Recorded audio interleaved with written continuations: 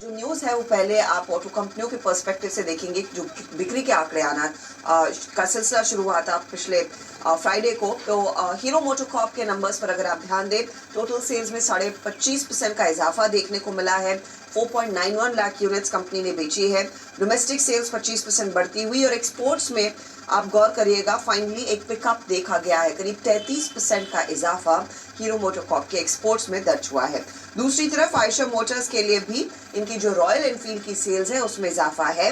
Total sales में करीब 13% की ग्रोथ, 80,251 यूनिट्स ये कंपनी बेच पाई है और यहाँ पर भी एक्सपोर्ट्स में करीब 2% का इजाफा बनता दिखाई दिया। तो ये दो पहले ऑटो कंपनियां रहेंगी, टू व्हीलर कंपनियां रहेंगी, जिस पर आज बाजार रिएक्ट करेगा। इसके आगे दरअसल TV18 के सोर्सेज के हवाले से एक report over the weekend I है कि कैम्स जो काफी तेजी वाला शेयर रहा है हाल फिलहाल में, वहां पर वॉर्बक पिंकिस की एक affiliate company great terrain investment कुछ हिस्सा बेचती हुई दिखाई दे सकती है।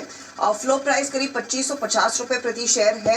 1000 करोड़ का यह सौदा होता हुआ दिखाई देगा और 8% तक की ट्रांजैक्शन वैल्यू आती हुई दिखाई दे सकती है इक्विटी की, और इसे अपसाइज भी किया जा सकता है अगर डिमांड अच्छी रही। और हम सब जानते हैं कैम्स में किस तरह का इंटरेस्ट रहा है, तेजी रही है।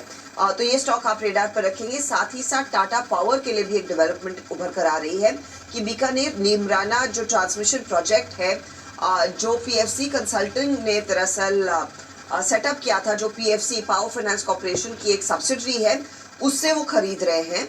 1544 करोड़ में दरअसल ये सौदा पूरा होता हुआ दिखाई देगा और अगले 24 महीनों में दरअसल ये कमीशन होने के आसार बन रहे हैं। तो ये भी स्टॉक आप रेडार पर रखें।